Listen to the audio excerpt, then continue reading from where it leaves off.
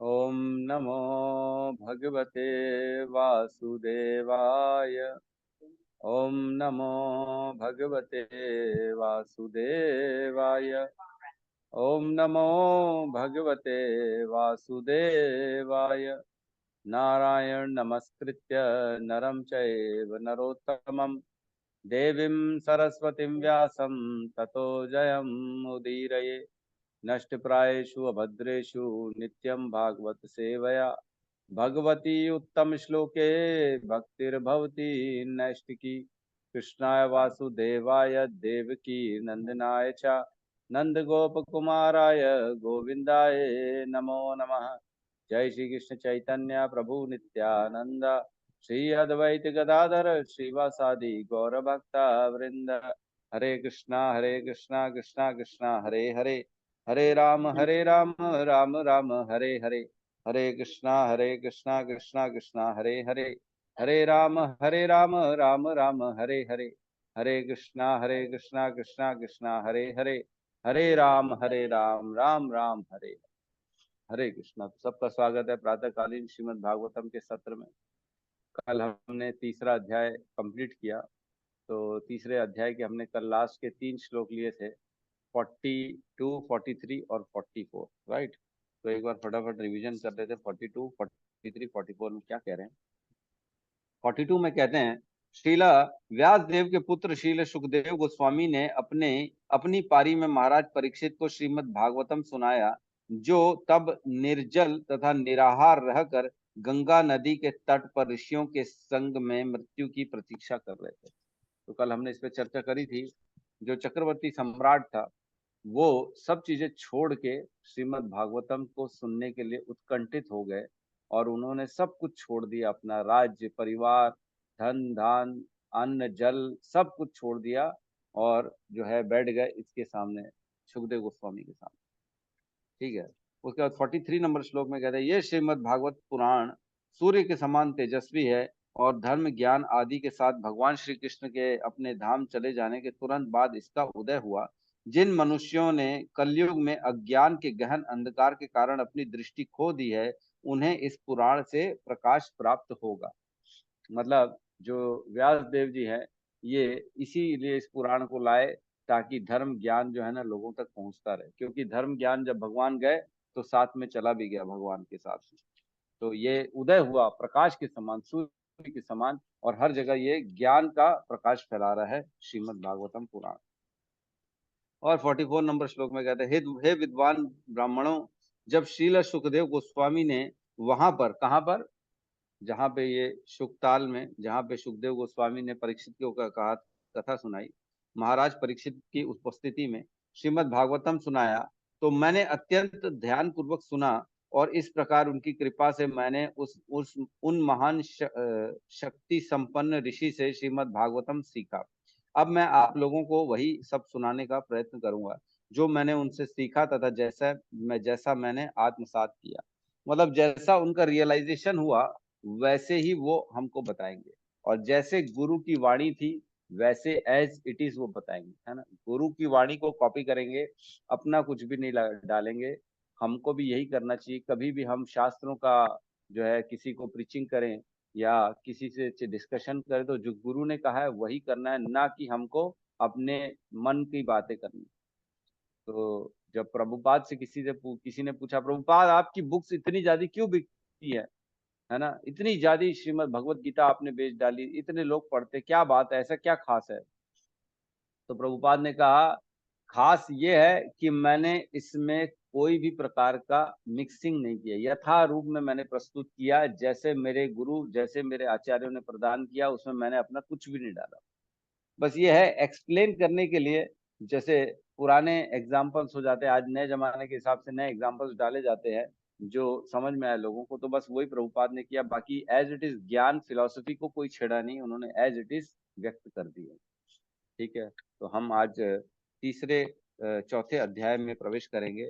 श्री नारद मुनि का प्राकट्य, अध्याय नंबर 4। ठीक है। तो हम प्रवेश करते हैं। मैं शेयर करता हूँ स्क्रीन को, तो आपको भी दिखेगा स्क्रीन में, तो इजी हो जाएगा।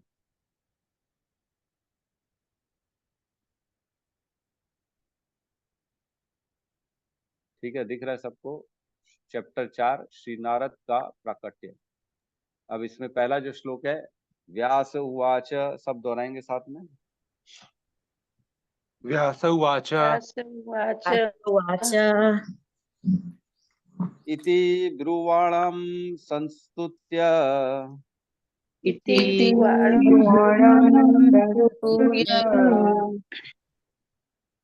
मुनीनां दीर्घसत्रिणां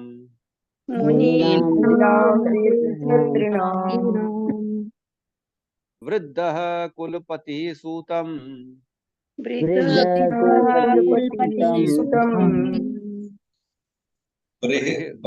बहुरिच शौनक अब्रवीत्।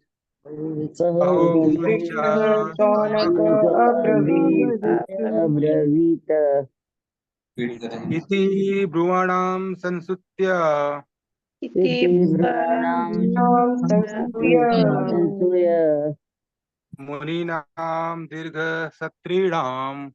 मुनीनां दीर्घसत्रिणां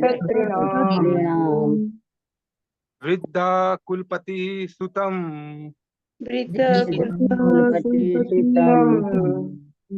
बहुरिचः शौनकः अब्रवीत्।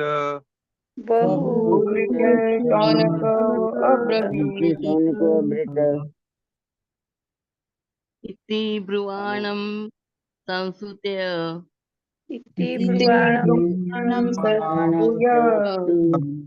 मुनीनां सतीनां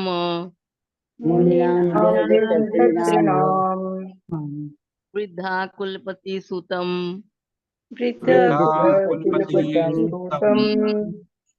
ब्रुवश्च शौनको ब्रवीत।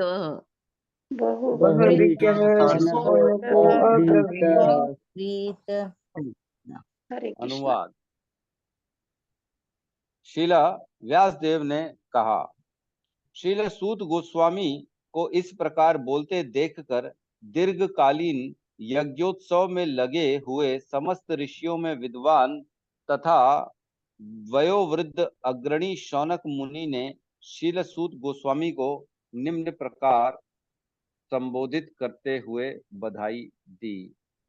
ओम अज्ञानतिमिरन्धस्य ज्ञानाञ्जन शलाकया चक्षुरुन्मिलितं येन तस्मै श्री गुरुवे नमः।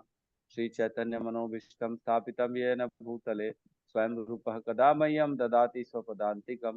वन्देऽहं श्रीगुरु श्रीयुतपदकमलं श्रीगुरून् वैष्णवांश्च श्रीरूपं सागरजातं सहगण रघुनाथान्वितं तं सजीवं साद्वैतं सावधूतं परिजनसहितं कृष्ण चैतन्य देवं श्री राधा कृष्ण पादान् सहगण ललिता श्री विशाखान्वितांश्च। हे कृष्ण करुणा सिंधु दीन बंधु जगतपते गोपेश गोपिका कांत राधा कांत नमस्तुते। तप्त कांचन गौरांगी राधे वृंदावनेश्वरी वृषभानुसुते देवी प्रणमामि हरि प्रिये।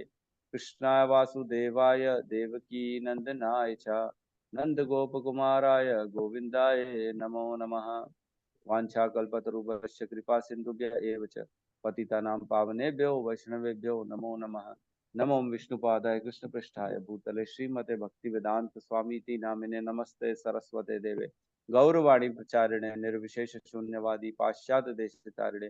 जय श्री कृष्ण चैतन्य प्रभु नित्यानंद श्री अद्वैत गदाधर श्रीवासादि गौर वृंद। हरे कृष्णा कृष्णा कृष्णा हरे हरे हरे राम राम राम हरे हरे। तो हम अध्याय नंबर 4 में प्रवेश कर चुके हैं, श्री नारद मुनि का प्राकट्य। तो इस अध्याय में नारद मुनि की जो चर्चा है वो सिर्फ लास्ट में ही होगी। शुरू में तो जो है यहाँ पे शौनक आदि ऋषियों की चर्चा चल रही है। तो यहाँ पे व्यास उवाच लिखा है सबसे पहले श्लोक में है। तो आपको मालूम होगा श्रीमद् भागवतम किसने लिखा है? व्यासदेव ने लिखा है, मालूम है ना? तो स्वयं को वो एक किरदार के रूप में बता रहे हैं यहाँ पे कि व्यास उवाच, अपने आप को एक पार्टिसिपेंट बता रहे हैं। उनकी लिखने की शैली अलग है। ऐसा नहीं बोल रहा मैं बोला अहम उवाच, ऐसा नहीं लिख रहा, व्यास उवाच। और यहाँ पे हमको ये समझना चाहिए कि श्रील व्यासदेव ने ये श्रीमद् भागवतम हम सबके उद्धार के लिए लिखा है ना। हम सब कैसे इस माया के अंधकार से निकल सकते हैं और ज्ञान के प्रकाश को प्राप्त कर सकते हैं, भगवान के चरणों की प्राप्ति हो सके, इस उद्देश्य से श्रील व्यासदेव ने इसको लिखा है। और कल हमने चर्चा करी, जो जो इसमें लिखा है वो ऐसा नहीं है कि पुरानी घटनाएं लिखी है, भविष्य भी लिखा हुआ है ना। मैंने कल एक श्लोक का रेफरेंस दिया था आप लोग को, 12 नंबर का, 12वें घंटों का, जिसमें जब सुखदेव गोस्वामी परीक्षित महाराज को ये कथा सुना रहे हैं, तब उसी समय कथा सुनाते सुनाते बोलते हैं कि ये सूत गोस्वामी जो बैठा है मेरे बाजू में सुन रहा है, ये आगे चल के भविष्य में शौनक आदि ऋषियों को ये पूरी as it is Shrimad Bhagavatam सुनाएगा, है ना। इसलिए उसको उसी उद्देश्य से ढंग से सुना रहे थे ताकि वो भी अच्छे से सुने।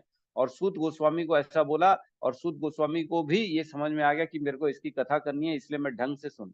वो वैसे भी उग्र श्रवा है, वो जो सुनते हैं उनको सब याद रह जाता है, एक बार सुनते हैं और जीवन भर उनको कंप्यूटर में सेव हो जाता है उनके। तो एक्चुअल में नारद जी की तो चर्चा लेट से होगी, लेकिन यहाँ पे अभी चर्चा हो रही है।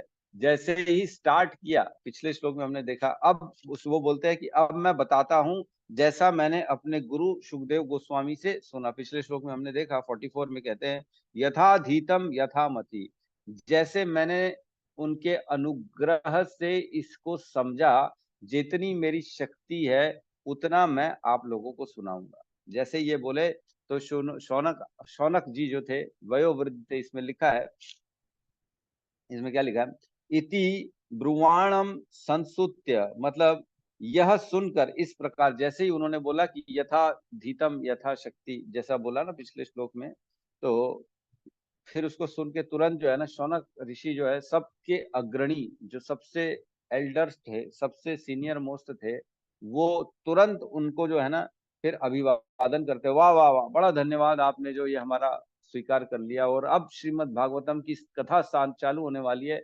ये इस हर्ष में, इस उत्साह में जो है ना वो शौनक ऋषि जो है बोलना चालू किया यहाँ पे, है ना।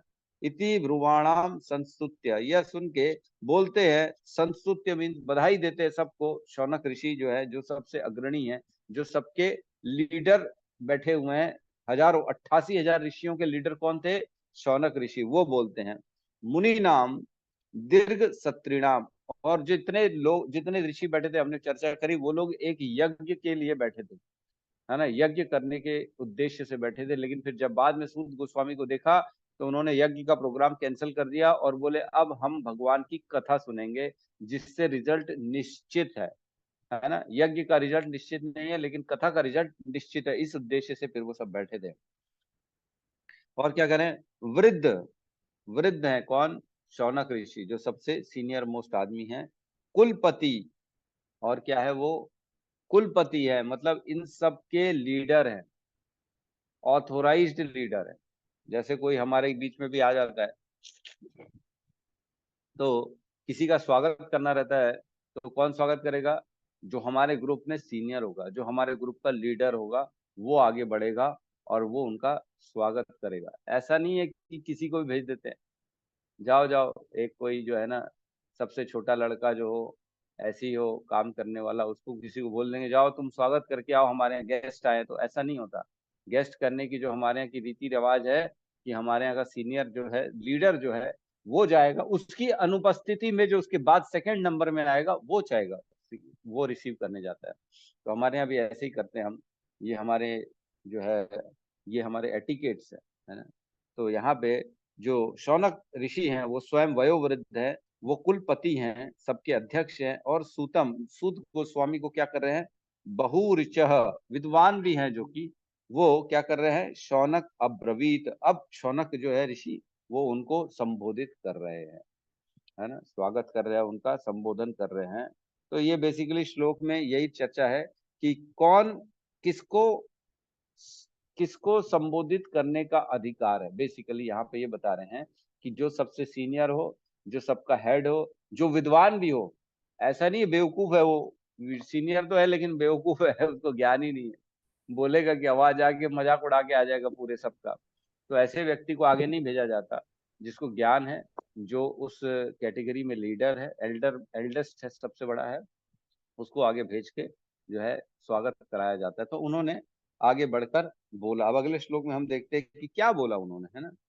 ठीक है, तो अगले श्लोक में प्रवेश करते हैं। एक सेकंड।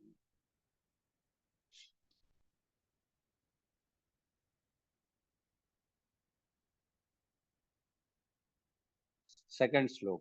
शौनक उवाच शौनकवाच शौनक उवाच शौनक उवाच सूत सूत महाभाग सूत सूत महाभाग वदनो वदतां वरः वदनो वदतांवर कथां भागवतीं पुण्यां कथां भागवती पुण्यां यदाह भगवान् जुखो यदा भगवान् शुकः। रिपीट करेंगे। शौनक उवाच शौनक उवाच सूत सूत महाभाग सूत सूत महाभाग वदनो वदतांबर वदनो वदतांबर कथां भगवतीं पुण्यां कथां भागवतीं पुण्यां यदाह भगवान् इच्छुकः यदा भगवान्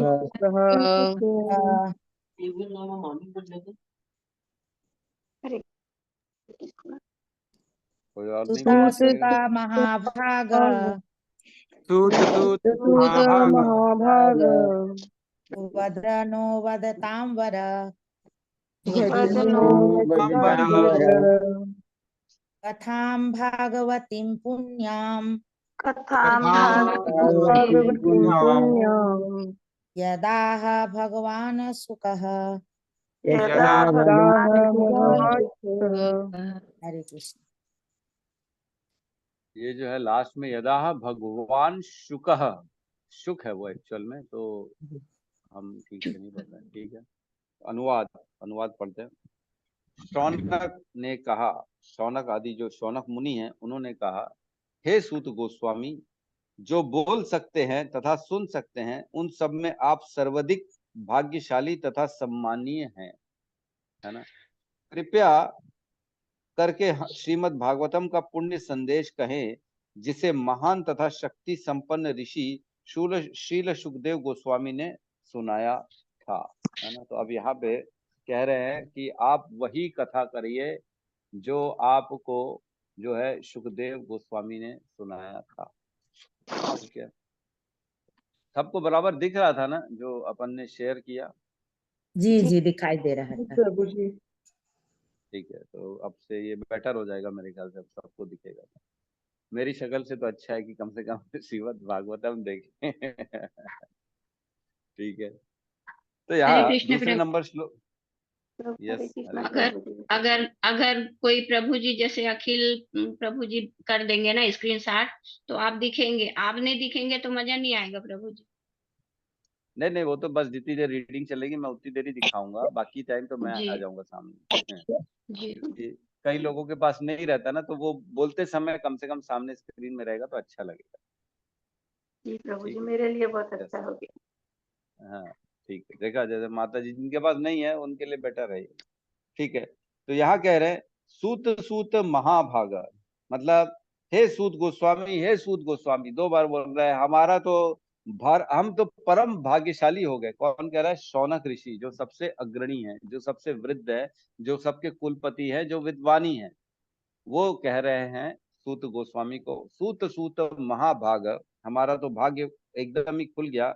वदना वदताम वरह, कृपया कहें, कृपया करें हमसे बोलने में आदरणीय, आप बड़े आदरणीय हैं। आप जो है हम सबके जो है ना, मतलब क्या बोले, जो बोल सकते हैं, जो सुन सकते हैं, आप सबसे सर्व, आप जो है, आप स्वयं भी सबसे ज्यादा भाग्यशाली है और हम भी भाग्यशाली है ना। हमारे करणों में आपके माध्यम से ये श्रीमद् भागवतम जाने वाला।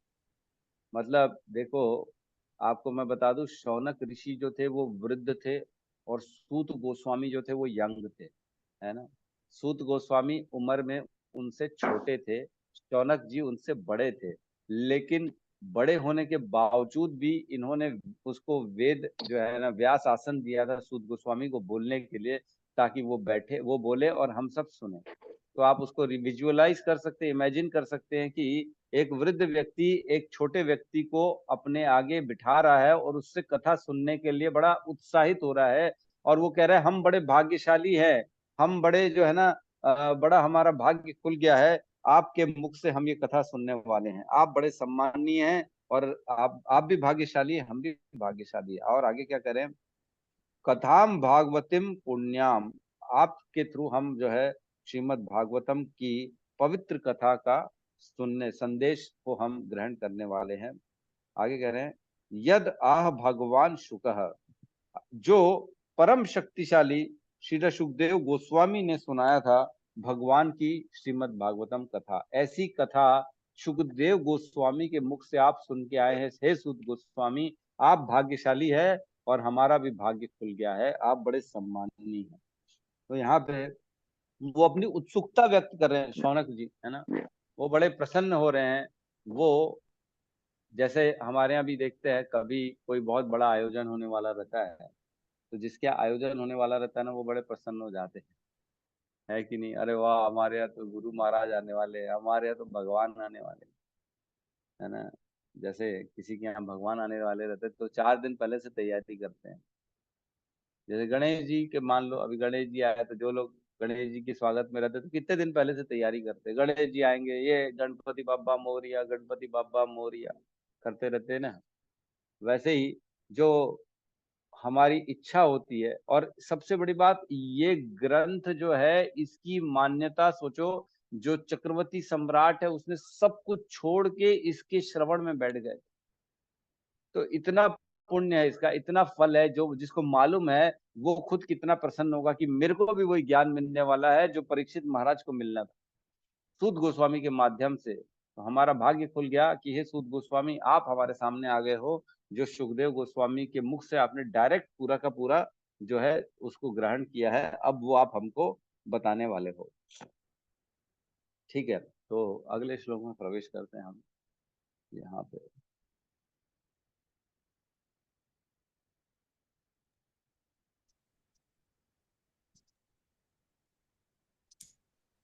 आप तात्पर्य पढ़ लीजिएगा सबके सब जो है। तो श्लोक नंबर 3 में प्रवेश करते हैं, साथ में दोहराएंगे। कस्मिन् युगे प्रवक्तायम्,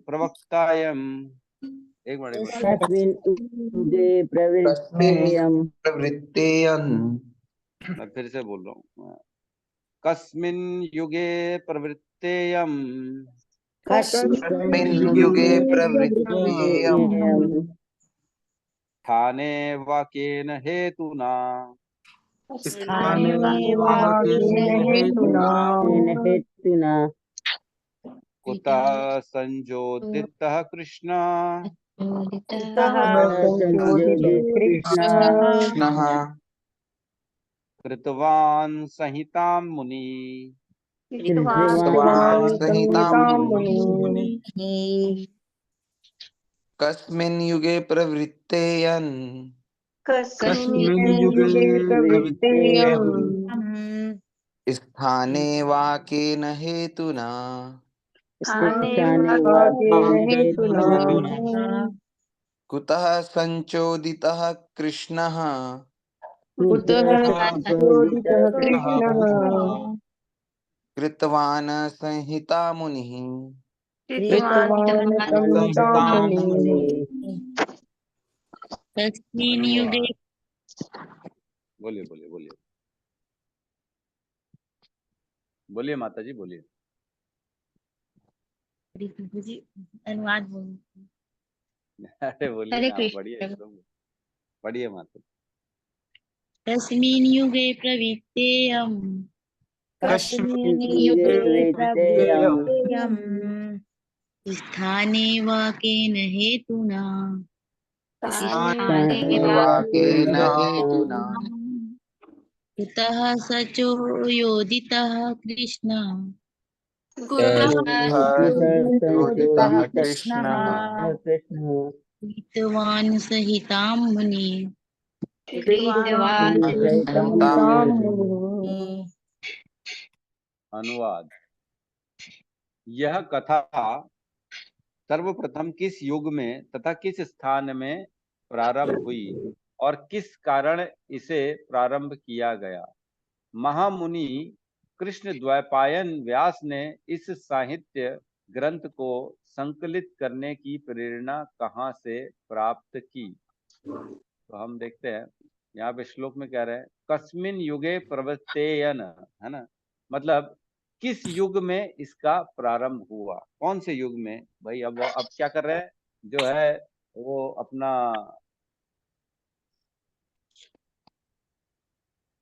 शौनक ऋषि जो है वो अपनी जिज्ञासा और प्रकट कर रहे हैं उनके सामने, जो है सूत गोस्वामी के सामने, कि मैं और थोड़ी इंक्वायरी कर लूं इसके बारे में कि कब इसका प्राकट्य हुआ। एक्चुअली आपने तो सुखदेव गोस्वामी से सुना, लेकिन इसका प्राकट्य कब हुआ, कब, कौन से, कैसे हुआ, ये कौन से युग में आई थी ये श्रीमद् भागवतम।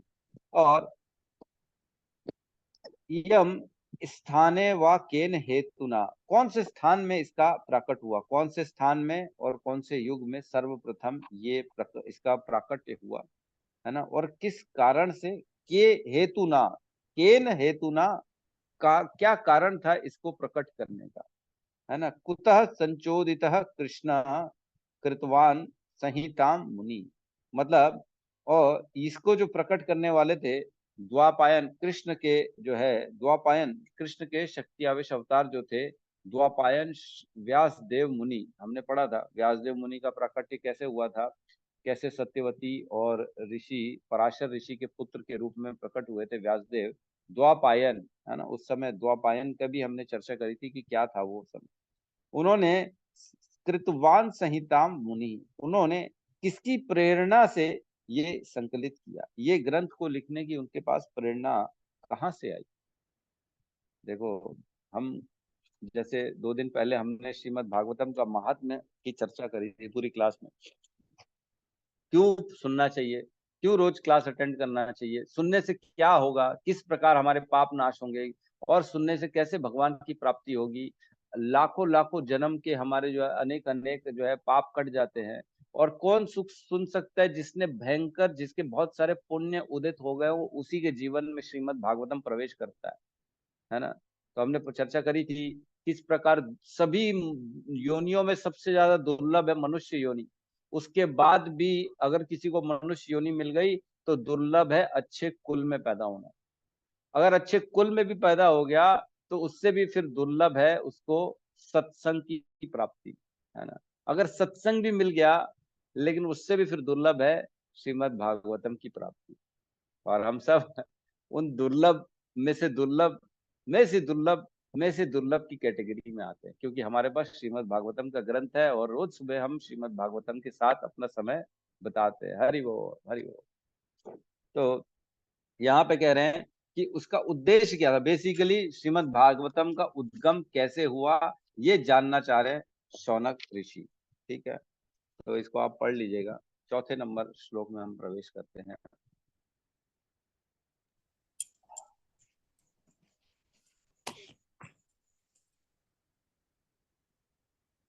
चौथा नंबर श्लोक, अब ये भी शौनक ऋषि ही कह रहे हैं तो साथ में दोहराएंगे। तस्य पुत्रो महायोगी तस्य पुत्र महायोगी समदृक् निर्विकल्पकः समदृक् निर्विकल्पकः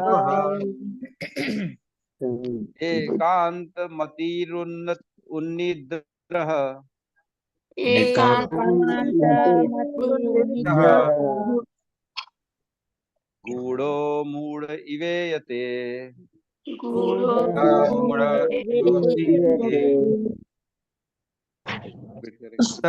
पुत्र महायोगी तस्य पुत्र महायोगी समदृक् निर्विकल्पकः समदृक् निर्विकल्पकः एकान्तमति उन्निद्रः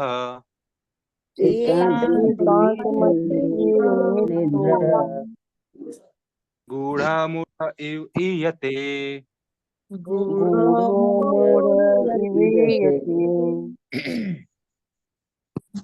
तस्य पुत्रो महायोगी तस्य पुत्रो महायोगी तमदृक् निर्विकल्पकः समुद्रनिर्विकल्पकः एकान्तमतिरुन्निद्रो एकान्तमतिरुन्निद्रो गूढ़ो मूढ़यते। गूढ़ो मूढ़ इवेयते। हरे कृष्ण। ब्रह्मवाद, ब्रह्मवाद में केंद्रित ये तो आधी आधी है अनुवाद। इसमें मैं अनुवाद पूरा पढ़ रहा हूँ, है ना। इसमें आधा अधूरा अनुवाद लिखा हुआ। उनके श्रील व्यास देव के पुत्र महान भक्त समदर्शी ब्रह्मवादी थे, है ना, जिनका मन सदैव ब्रह्मवाद में केंद्रित रहता था। वे संसारी कर्मों से परे थे, लेकिन प्रकट न होने कारण वे अज्ञानी जैसे लगते थे। तो इसमें एक लाइन ऊपर की डिलीट हो गई है, गायब हो गई। तो यहाँ कह रहे हैं जो व्यास देव के पुत्र थे वो महान भक्त थे, है ना। कौन थे? सुखदेव गोस्वामी। हम जानते हैं व्यास देव ने उनको पूरा ज्ञान दिया श्रीमद् भागवतम का। फिर सुखदेव गोस्वामी ने परीक्षित महाराज को ज्ञान दिया और सूत गोस्वामी को ज्ञान दिया। फिर सूत गोस्वामी ने शौनक आदि ऋषियों को ज्ञान दिया, है ना। इस प्रकार ये परंपरा में ज्ञान आगे बढ़ता जा रहा है। तो हमको परंपरा में ही ये ज्ञान सुनना चाहिए और ना कि परंपरा के बाहर से सुनना चाहिए। जैसे कि हमने पढ़ा था कि दूध जो होता है, सर्प का उचिष्ट दूध हो जाए तो उसको ग्रहण नहीं किया जा सकता। वैसे ही अगर कोई भौतिकवादी व्यक्ति जिसके अंदर काम क्रोध लोभ मोह मद मात्सर्य भरा हुआ है, वो व्यक्ति अगर श्रीमद् भागवतम की कथा प्रवचन करेगा तो उसके मुख से जो काम और इच्छा की वासना है, जो बाकी अनर्थ है, वो भी प्रवेश कर जाएंगे और साथ में वो भी डिलीवर हो जाएंगे जिसके कानों में जो सुन रहा है। तो जो सुन रहा है उसके अंदर भी वो सारे गुण प्रवेश कर जाएंगे जो कथावाचक के अंदर के गुण होते हैं। तो इसलिए हमको ऐसे बिल्कुल भी नहीं सुनना चाहिए जो पैसे के लिए कथा कर रहे हैं या जो परंपरा में नहीं आते, जिन्होंने गुरु से ग्रहण नहीं किया, वो खाली पढ़ के अपना घर पार पालने के लिए या पैसा कमाने के लिए या नाम प्रतिष्ठा के लिए ये कथा करते हैं। उनसे नहीं सुनना चाहिए। तो यहाँ इसलिए सुखदेव गोस्वामी के गुणों की चर्चा चल रही है। सुखदेव गोस्वामी जो कि श्रील वेद व्यास के पुत्र थे, वो कौन थे? महान योगी, महायोगी। तस्य पुत्र महायोगी, उनके पुत्र जो थे वो महायोगी थे, महान भक्त थे वो कृष्ण के। हम जानते हैं कैसे महान भक्त थे। पैदा होते साथ वो जंगल की ओर भाग गए थे। उन्होंने माता पिता की भी चिंता नहीं करी ताकि मेरी जीवन से भक्ति खत्म ना हो, मैं माया के चक्कर में ना पड़ूं। और क्या करें? समदृक्कः, मतलब वो समदर्शी थे, वो सभी को समान रूप से देखते थे। उनमें ये गुण था, वो किसी से द्वेष नहीं करते थे, किसी से ईर्ष्या नहीं करते थे, ना अपना न पराया। है हम करते हैं क्या? किसी ने प्रशंसा कर दी तो बड़े प्रसन्न हो जाए, वाह वाह प्रभु जी, आप ही हमारे हितकारी हो, आप ही हमारे अच्छा सोचते। और कोई अगर दो गाली बक दे, बोले क्या बकवास कर रहे हो, आपको अक्ल नहीं है, तो वही उसी समय जो है दुश्मनी, यार इसने मेरे साथ ऐसा बोला ना, इसको छोड़ूंगा नहीं।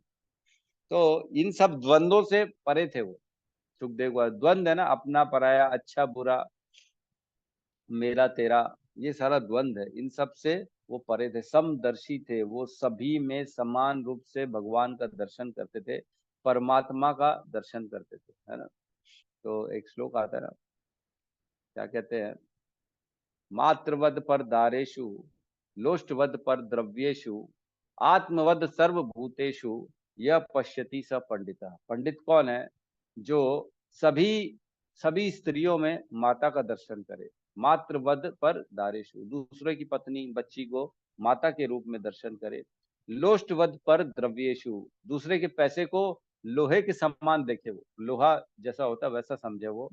और आत्मवद सर्वभूतेषु, सभी जीवों में आत्मा का दर्शन जो करे, स यह पश्यति स पंडिता, ऐसा देखने वाला पंडित कहलाता है। और भगवत गीता में एक श्लोक आता है 5वें अध्याय में, विद्या विनय संपन्ने ब्राह्मणे गवि हस्तिनी शुनि च शपाके च सब यह पश्यति स पंडिता। पंडित कौन है? भगवत गीता में कहते हैं, है ना, विद्या विनय संपन्न, जिसके पास विद्या है। हम कैसे माने किसी के पास विद्या है? तो विद्या प्राप्त करने से क्या होता है? उसके अंदर ये विनय, ये निर्मल भाव आ जाता है। कौन सा निर्मल भाव आता है? शुनि च शपाके च, है ना, ब्राह्मणे गवि हस्तिनी, ब्राह्मण गाय और हाथी, है ना, शुनि च शपाके च, और जो चांडाल है और जो कुत्ता है, ये सब में समान रूप से दर्शन करता है, सबको समान मानता है ना। पंडितः समदर्शिनः, वो सबको समान रूप से सबके अंदर दर्शन करता है, वो किसी को भी ना ऊपर ना किसी को नीचे, सब में आत्मा परमात्मा का दर्शन करता है।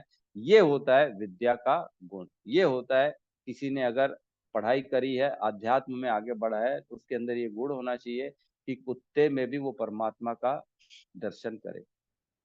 तो परमात्मा का दर्शन करे, इसका मतलब ये नहीं है वहीं कुत्ते को बैठ के दंडवत प्रणाम करना है, उसकी आरती करनी है, उसको पूजा करना है, नहीं।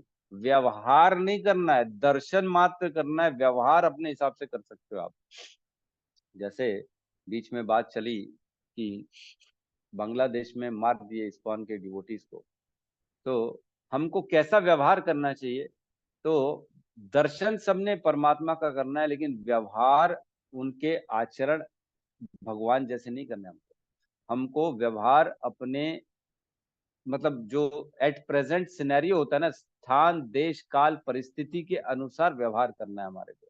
व्यवहार करने के लिए नहीं बोला है भगवान ने। भगवान ने अर्जुन को भी बोला मार दो सबको, ऐसा नहीं बोला इन सब में तुम मेरा दर्शन करो और इन सब की पूजा करो, भक्ति करो, नहीं नहीं। भगवान ने बोला हे अर्जुन, सबके अंदर मैं बैठा हूँ, सबके अंदर, किसी के भी अंदर ऐसा नहीं है कि मैं नहीं हूँ, लेकिन तुम इन सब का वध करो, क्योंकि मैंने निश्चित कर दिया। तो धर्म जहां रहता है, धर्म के अनुसार हमको आगे बढ़ना है, ना कि जो है ये वाली फिलॉसफी कि भगवान है सबके अंदर तो हम उसके साथ दुश्मनी या उसके साथ वो उसका वध नहीं कर सकते। जहां अधर्म हो रहा है वहां हमको बात आगे उठानी पड़ेगी, हमारी आवाज को बढ़ाना पड़ेगा। अधर्म के कभी भी साथ नहीं देना है हमारा। तो ये क्या करें? समदृक्कः, वह समदर्शी थे, सब पे समान रूप से वो दर्शन करते थे। कौन? सुखदेव गोस्वामी। और क्या कहते हैं? निर्विकल्पकः, मतलब वो नितांत ब्रह्मवादी थे। उन्होंने ब्रह्म का दर्शन किया हुआ था। वो जानते थे कि भगवान की शक्ति कैसे कार्य करती है इस संसार में, है ना। उन्होंने ब्रह्म साक्षात्कार किया हुआ था, वो जानते थे। उन्होंने तो माँ के गर्भ में ही रह के पूरी कथा सुन ली थी, उनको तो सब ज्ञान था, है ना। तो आगे कहते हैं एकांत मति ही, और वो सदैव हमेशा एकांत में अपने मति को भगवान के चरणों में केंद्रित करते थे। तो एकांत मति ही का उदाहरण कितना स्पष्ट है कि पैदा होते साथ वो जंगल में दौड़ गए थे और वो पेड़ में ऊपर चढ़ गए थे और भगवान के ऊपर अपनी जो है चिंतन चालू कर दिया। वो चाहते थे कि मैं इस संसार से बिल्कुल भी ना, जो बोलते हैं ना, मिंगल हो जाना, मिल जाऊं, अपने रिलेशन बना लूं। आजकल तो क्या कर रहे हैं हमारे सो कॉल्ड जो स्पीकर्स होते हैं, मोटिवेशनल स्पीकर, वो क्या बोलते हैं, आप जाओ हर किसी से मिलो, बात करो, उनके पास अपना अच्छा इंप्रेशन छोड़ो, उनसे चर्चा करो, अपने संबंध और अच्छे बनाओ, रिलेशंस डेवलप करो। रिलेशन कैसे बनाना चाहिए ये सब सिखाया जाता है। लेकिन हमारे शास्त्र बोलते हैं एकांत मति ही, एकांत मति होनी चाहिए। एकांत मति मीन्स भौतिकवादी व्यक्तियों से, जो इंद्रिय तृप्ति में पूर्ण तरह लिप्त है, उनसे संबंध को नहीं बढ़ाना है। ऐसे लोगों से संबंध बढ़ाना है जिनकी मति भगवान में लगी हुई, जो भक्त है उनका संग करना है हमारे को, ना कि संसारी व्यक्तियों का संग करना है ना। तो एकांत मति है उनकी। और क्या कह रहे हैं साथ में? उन्निद्र गूढ़ मूढ़, अज्ञान से परे हैं वो, और वो प्रच्छन्न। देखो ये पूरी लाइन को एक साथ पढ़ते हैं हम, ये एक साथ में समझ में आएगा इसमें। उन्निद्र गूढ़ मूढ़ इवेयते, मतलब वो अकेले रहते थे तो ऐसा लगता था वो कोई ऐसे ही है, आलू चालू टाइप का आदमी लगते थे, है ना। उनको देख के ऐसा कोई लगता नहीं था कि वो इतने बड़े ज्ञानी, अज्ञानी टाइप के लगते थे वो, क्योंकि वस्त्र भी नहीं पहने थे उन्होंने, है ना। ऐसी नग्न अवस्था में जो है पैदा होते साथ दौड़ पड़े जंगल में। तो उनको देख के ये कहना मुश्किल था ये कोई ज्ञानी है। हमारे यहाँ क्या होता है आजकल, वेशभूषा पे सब डिपेंड करता है, कौन घड़ी पहना है कितने की, अरे बाप रे, मैं तो हद हो गई। अभी कुछ दिन पहले एक फंक्शन में गया था, तो एक बंदे का फंक्शन था, सगाई का फंक्शन था। उसमें लड़की के पिता ने कोई महंगी शर्ट पहनी होगी, हमको तो मालूम, हमको तो लेना देना नहीं, हम तो देखते ही नहीं ये सब चीजें। तो किसी ने बताया मेरे को, तेरे को मालूम है ये क्या, ये जो पहना है ये कितने की है? मैंने, मेरे को क्या करना है कितने की? बोले 20,000 की शर्ट पहना। अरे मेरी मेरी मुंह से हंसी निकल गई। ये क्या आदमी है यार, 20,000 रुपए जो है एक शर्ट पहनने में, तन को तो ढकना है, उससे क्या फर्क पड़ रहा है? मतलब देखिए, कहने का मतलब है व्यक्ति का इम्प्रेशन उसने क्या कितने का पहना है इससे हो गया है आजकल। उसकी मति, उसका ज्ञान, उसकी उसका व्यवहार, इन सब चीजों पे आकलन अब जो है ना धीरे धीरे कम हो गया है। अब व्यक्ति का आकलन हो रहा है उसने कितने रुपए का क्या पहना है, इस पे आकलन हो रहा है। बाप रे, मैं तो बड़ा आश्चर्य हो गया। मैंने कहा अगर पहना भी है तो इस चीज का प्रोपेगेंडा क्यों हो रहा है कि ये इतने का पहना है? ये बताने की चीज है क्या? क्यों बताया जा रहा है कि ये इतने का? क्यों बताया जा रहा है? क्यों? ताकि लोगों को पता पड़े हम क्या करते हैं, हम इतना महंगा पहनते हैं, हम ये करते हो। अरे ये सब ये फालतू है। आदमी का ज्ञान, उसकी मति, वो उसका आचरण, उसका व्यवहार, ये देखना चाहिए, ना कि ये देखना चाहिए क्या पहना क्या नहीं पहना। फिर मेरे को वही बात याद आ गई, पहले पिक्चर देखे थे ना हमने, 3 इडियट्स।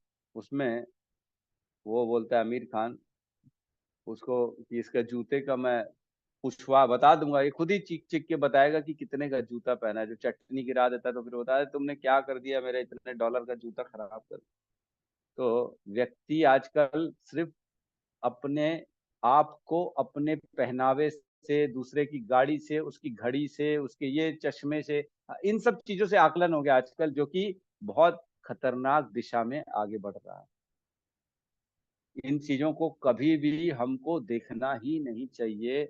हम कम से कम जिनको ये अध्यात्म का ज्ञान है, उनको तो अंदर दृष्टि करनी है। आत्मवद सर्वभूतेषु, आत्मा का दर्शन करना है हमको, तो शरीर का भी दर्शन नहीं करना है कि ये स्त्री है कि ये पुरुष है, ये वृद्ध है कि ये छोटा बच्चा है, ये भी दर्शन नहीं करना है हमारे को।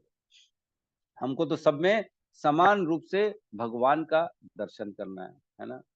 तो इस प्रकार जो है ना, यहाँ पे इनके गुणों की चर्चा हुई है। सुखदेव गोस्वामी के 5 गुण बताए गए इस श्लोक में। ठीक है, तो किसी का कोई प्रश्न है तो हम ले सकते हैं। एक अच्छा, एक और श्लोक था, मैं आपको बता दूं, हमने भगवत गीता में ये गुण पढ़े हैं कि कौन जाता है भगवान के धाम में। 15 नंबर श्लोक में 15.05 में हमने पढ़ा है, निर्माण मोहा जित संग दोषा आध्यात्म नित्या विनिवृत्त कामा द्वंद्वैर विमुक्ता सुख दुख संगे गच्छन्ति मूढ़ा पदमव्ययम् तत्। हमने ये पढ़ा है, इसमें गुणों की चर्चा करी थी कि कौन जाता है भगवान के धाम में जिनमें ये सारे गुण उपस्थित हो। निर्माण मोह, जिसके अंदर अपना मोह नहीं है, झूठी प्रतिष्ठा नहीं है, मोह तथा कुसंगति से मुक्त है, जो शाश्वत तत्वों को समझते हैं, जिन्होंने भौतिक काम को नष्ट कर दिया है, जो सुख तथा दुख के द्वंद्व से मुक्त है, और जो मोह रहित होकर परम पुरुष के शरणागत होना जानते हैं, वे ही उस शाश्वत राज्य को प्राप्त कर सकते हैं। Eligibility to enter Golok Vrindavan Dham, eligibility to become Krishna's personal assistant. उनका जो हम जिस भी रस में हम उनसे कर रहे भक्ति, उस रस में आदान प्रदान करने के लिए हमारी एलिजिबिलिटी होनी चाहिए कि हम वहां पे प्रवेश कर सकें। ठीक है, तो एक श्लोक आता है एक और 15.10, उसमें बताते हैं, मैं सिर्फ अनुवाद पढ़ दे रहा हूँ। 15.10, मूर्ख न तो समझ पाते कि जीव किस प्रकार अपना शरीर त्याग कर सकता है, न ही वे समझ पाते कि प्रकृति के गुणों के अधीन वे किस तरह के शरीर को भोग करते हैं। नहीं नहीं, ये नहीं था।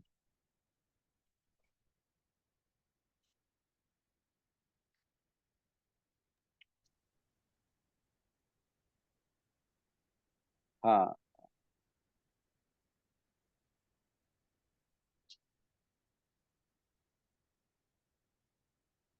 हाँ, यही है, ठीक।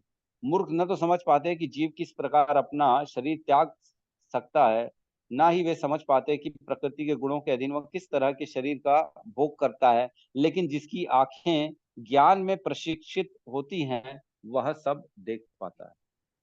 जो ज्ञान जिसके अंदर आ जाता है ना, वो सब देख सकता है कि कि ये कितने रुपए की शर्ट है, कितने रुपए का जूता है, इससे कुछ नहीं होने वाला है, ये तो सब यही छूटने वाला है। जो जाने वाला है उसका क्या, उसमें कितनी कमाई की तुमने, जीवन में रहते रहते भगवान का कितना नाम लिया, कितना भजन किया, कितनी भगवत गीता पढ़ी, कितना ज्ञान तुमने अपने जीवन में डाला, ये ये एक्चुअल में विजन है जो देखनी है। जो आध्यात्मवादी होते हैं, जो ज्ञानी होते हैं, वो ये देखते हैं कि सामने वाले ने भक्ति कितनी करी है ना, ना कि ये देखते हैं कि कितना रुपया खर्चा किया है।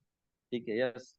तो हमारे अनिल प्रभु का हैंड रेज है। अनिल प्रभु कहिए क्या कहना चाहते हैं या प्रभु हरे कृष्ण, धन्यवाद, प्रणाम। आप। प्रभु जी, मेरा क्वेश्चन ये है कि ऐसा नहीं कि आपने क्वेश्चन पूछा फिर मैंने क्रिएट किया, प्रभु जी से क्वेश्चन पूछना है, 7 बजने वाले अभी 10 मिनट कम, ऐसा नहीं है। जब आप लेक्चर लेते हैं ना, मतलब बोलते हैं, तभी वो क्लिक हो जाता है, तो मैं वही पूछूंगा। मैं करीब 15 मिनट पहले फ्लैश वाली बात, जैसे कि प्रभु जी हमने अभी चर्चा किया कि बहुत दुर्लभ है मनुष्य जन्म पाना, उतने भी अच्छे कुल में भी जन्म पाना, उतने भी बहुत रेयर है कि साधु संग होना, उतने भी बहुत रेयर है कि उसमें भक्ति भावना का प्राकट्य हो। तभी ये भागवतम वो सुन सकता है, करेक्ट। तो प्रभु जी मेरा क्वेश्चन ये है, जैसे कि मैं अभी यहाँ एक्चुअल में छत में बैठा हूँ, तो यहाँ बहुत सारे पेड़ पौधे हैं, और जहां तक मुझे लगता है कि जब आप बोलते हैं ना, तो लगभग 2 मीटर के सराउंड में वो आवाज जाती है, ये मैंने एक बार देखा है। तो मेरे आजू बाजू बहुत सारे पौधे हैं प्रभु जी, जैसे कि एक मिर्ची का है, कपास का है, और तुलसी माता का है।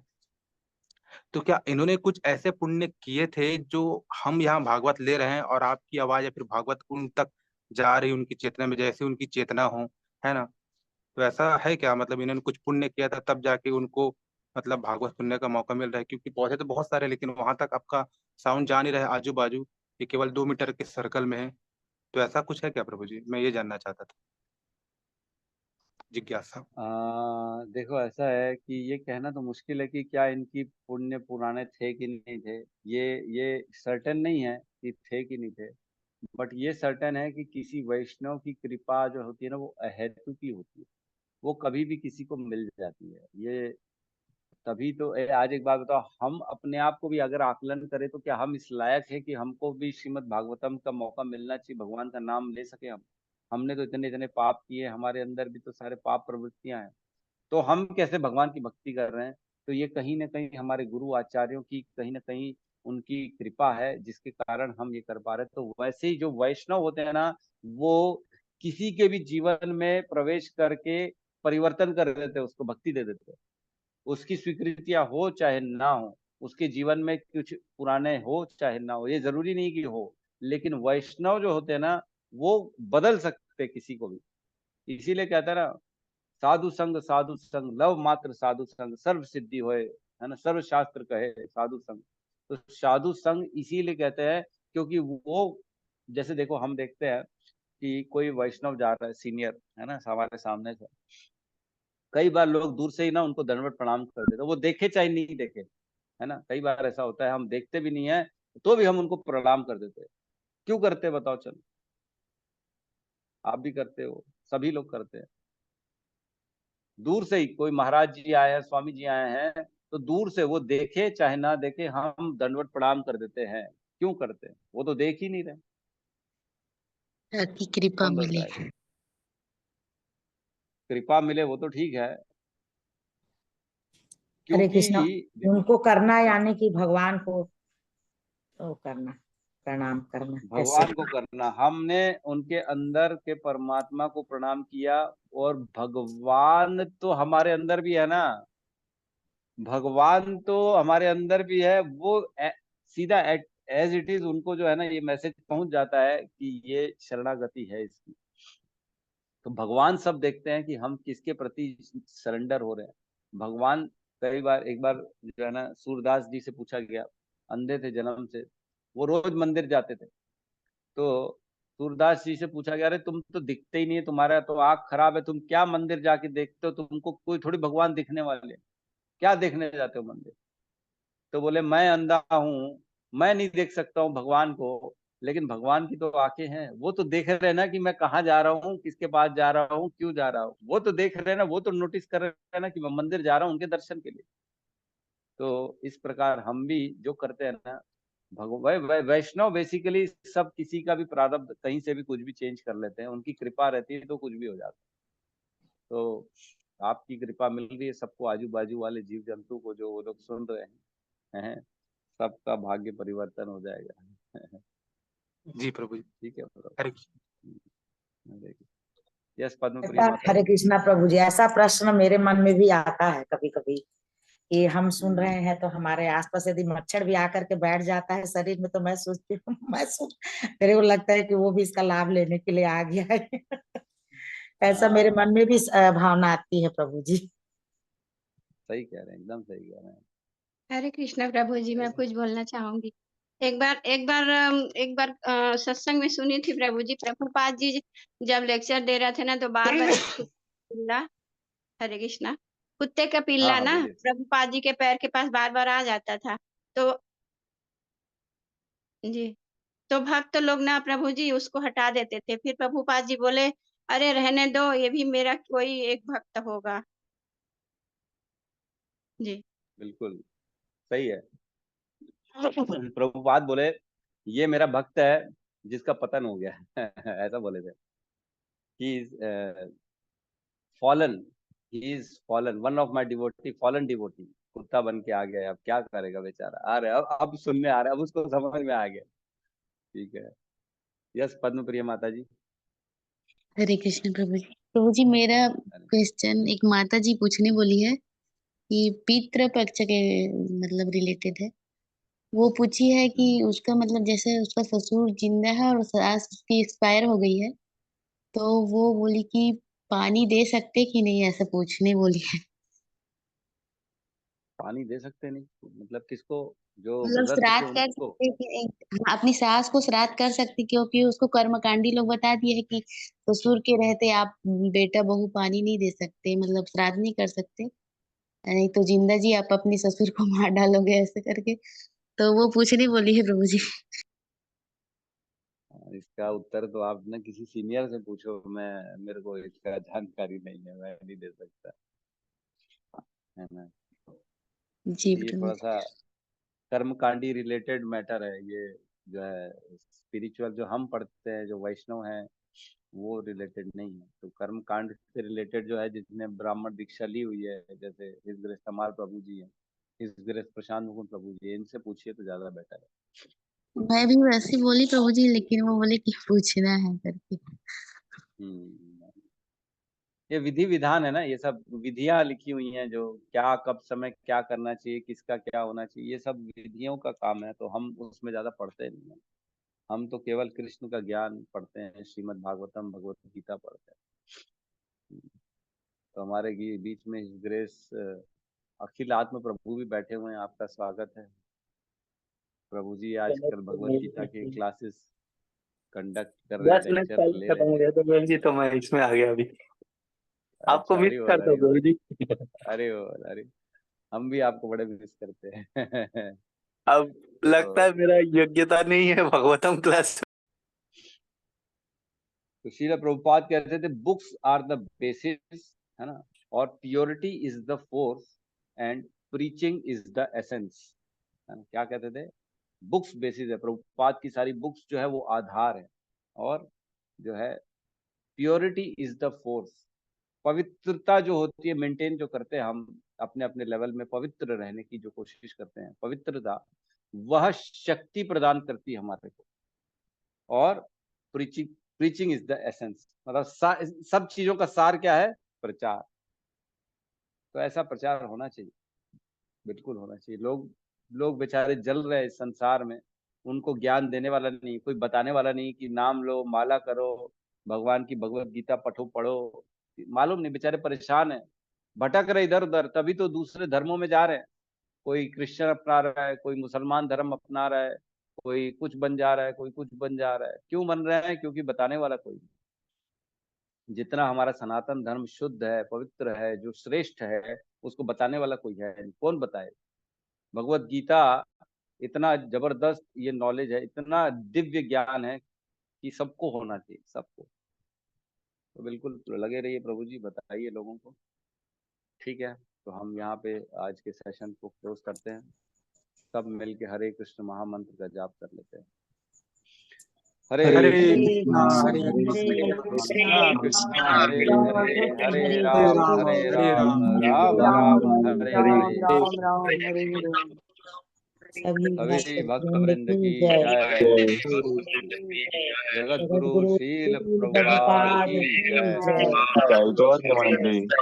हरि हरि हरि बोल बोल। हरि हरि हरि हरि। हरि बोल।